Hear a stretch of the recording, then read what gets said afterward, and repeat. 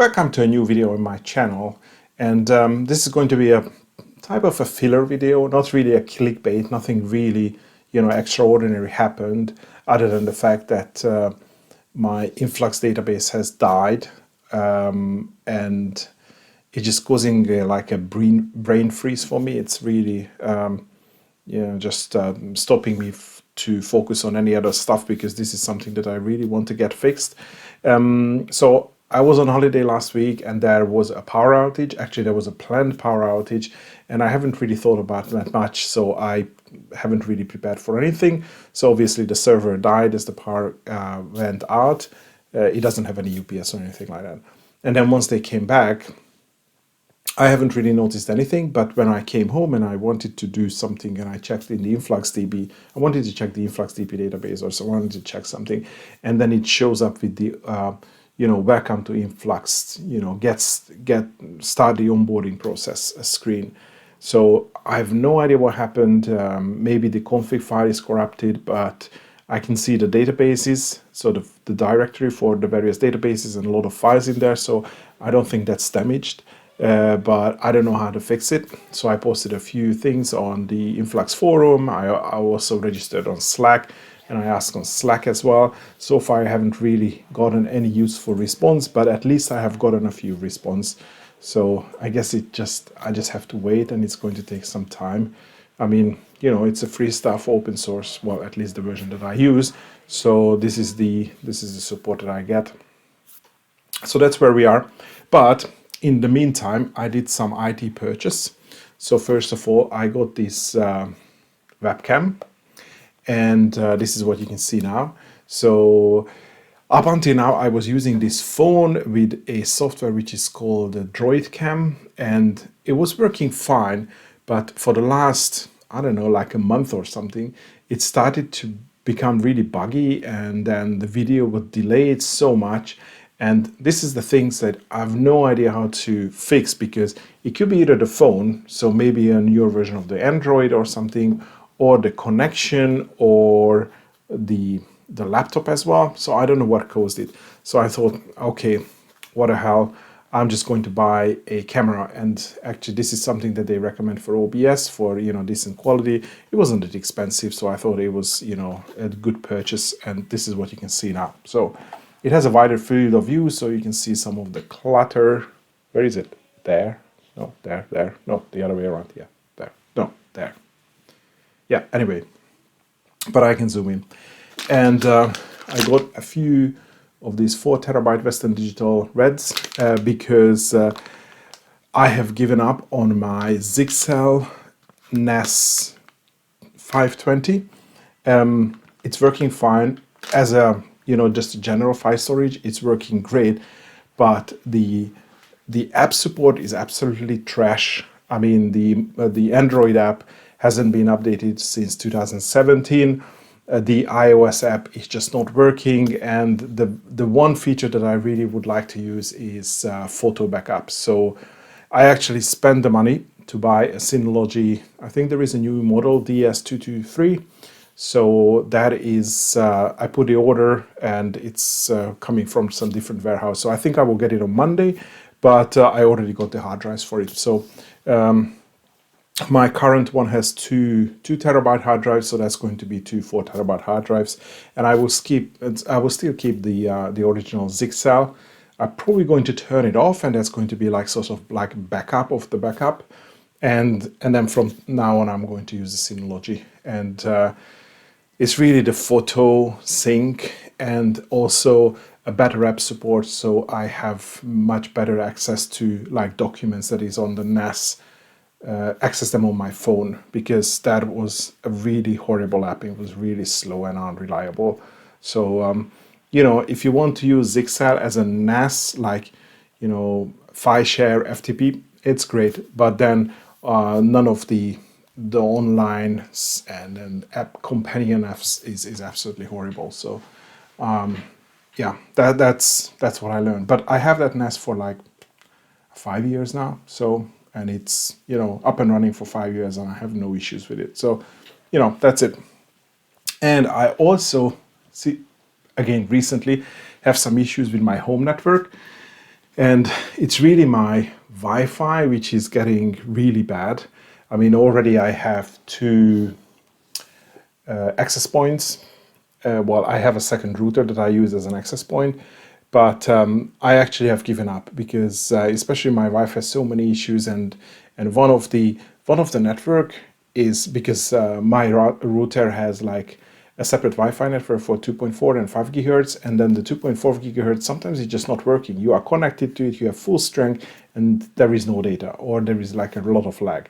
So I decided to buy this one. So my brother has the very same model, and it works fine for him, and I thought it's going to be good for me as well.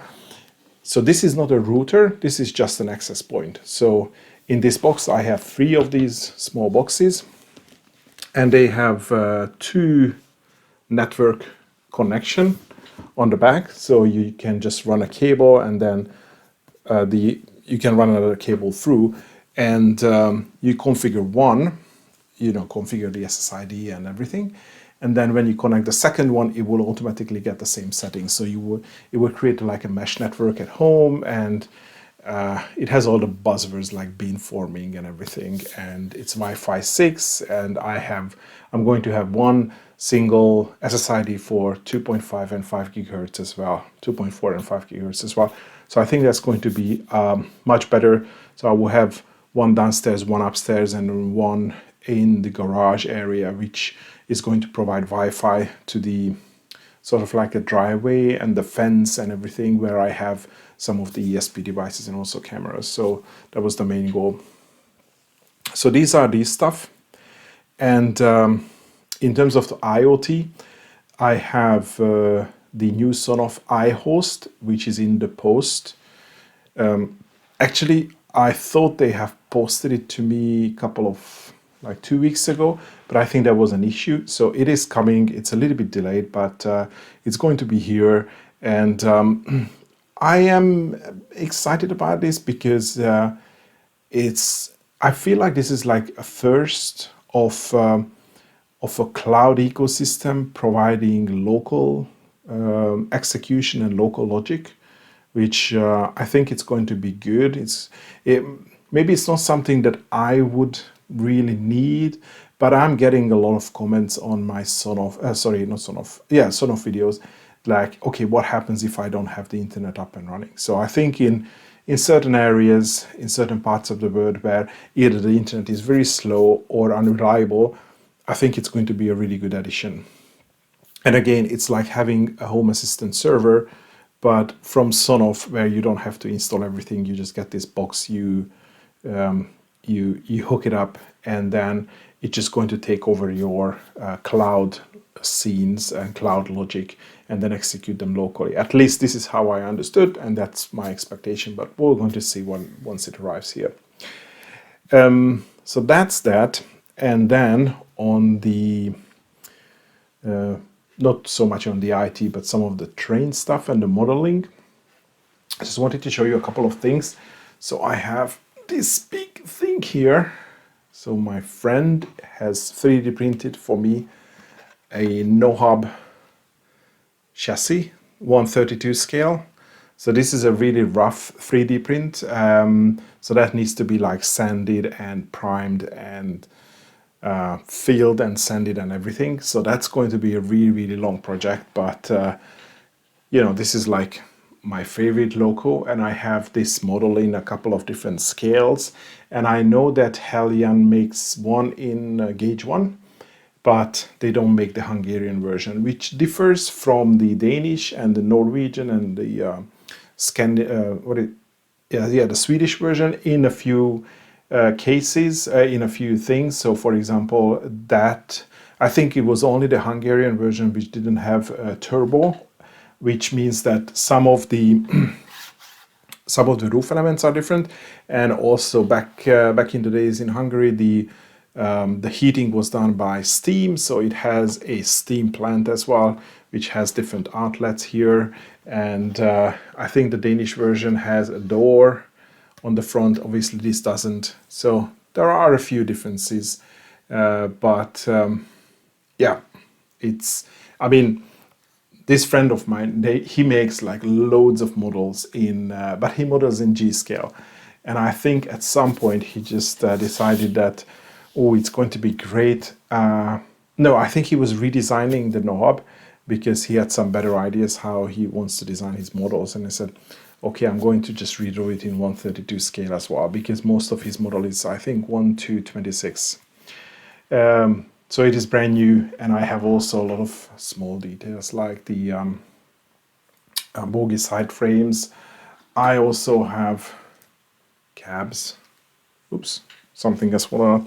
So yeah, that's going to be a big project, and I have the bogies from Fossworks in the UK, and unfortunately these are not the correct size because I think, I mean, obviously they make models or bogies for some of the UK locos, and I think the closest match was class 31 in the UK. I'm not really sure, and but you can see that it's too big.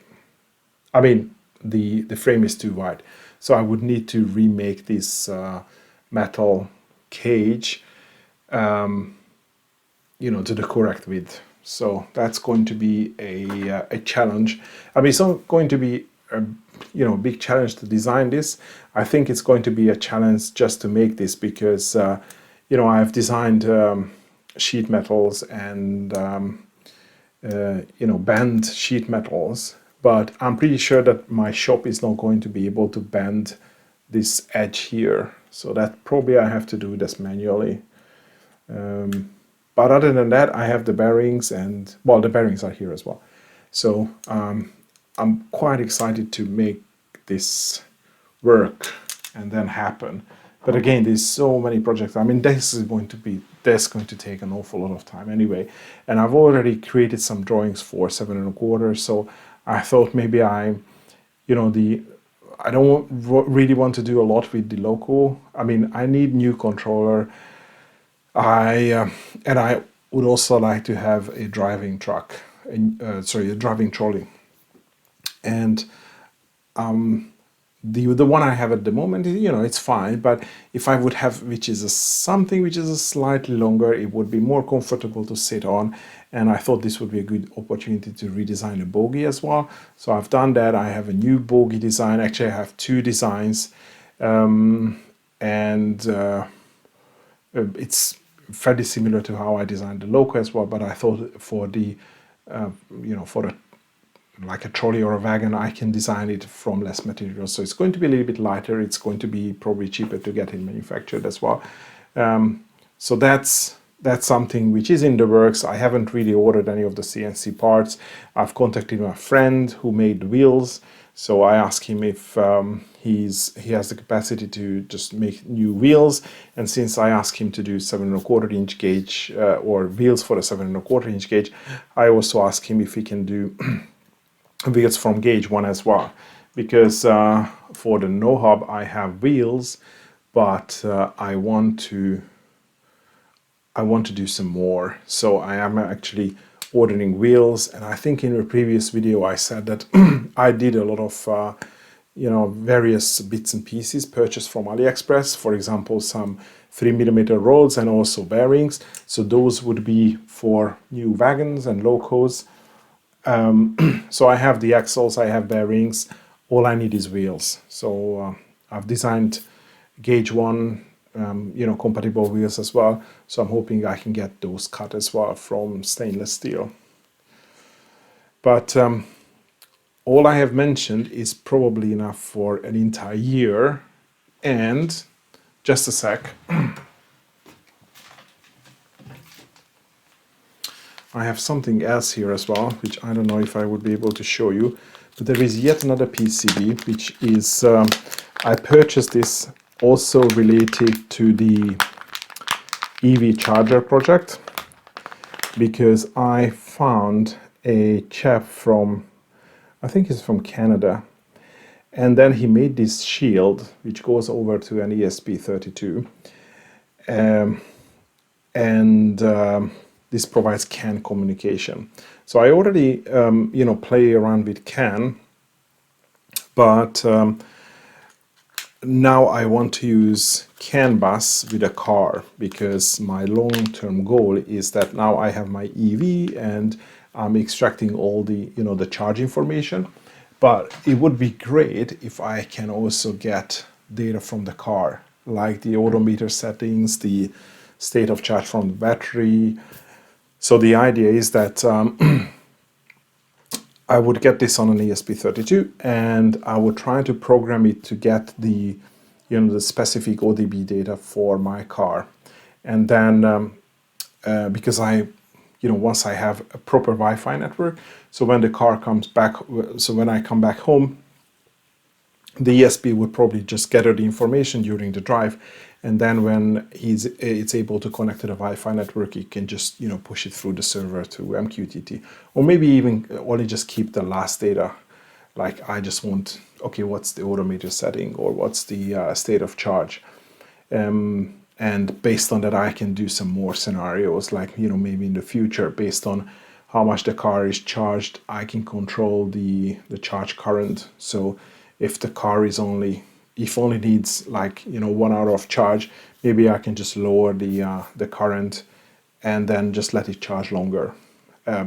If for example I need the powers or something else. So it's all about, like, I don't know, a little bit of energy management and balancing energy usage. So yeah, that's one more project. So I think that would be a lot, and that should be enough for now. As I said, you can expect a few more videos sometimes, especially if I get Influx fixed. And also if I get the Sonoff iHost, that's going to create a lot of videos in different subjects as well. But until then, that will be all for today. Thanks for watching, and hopefully see you next video.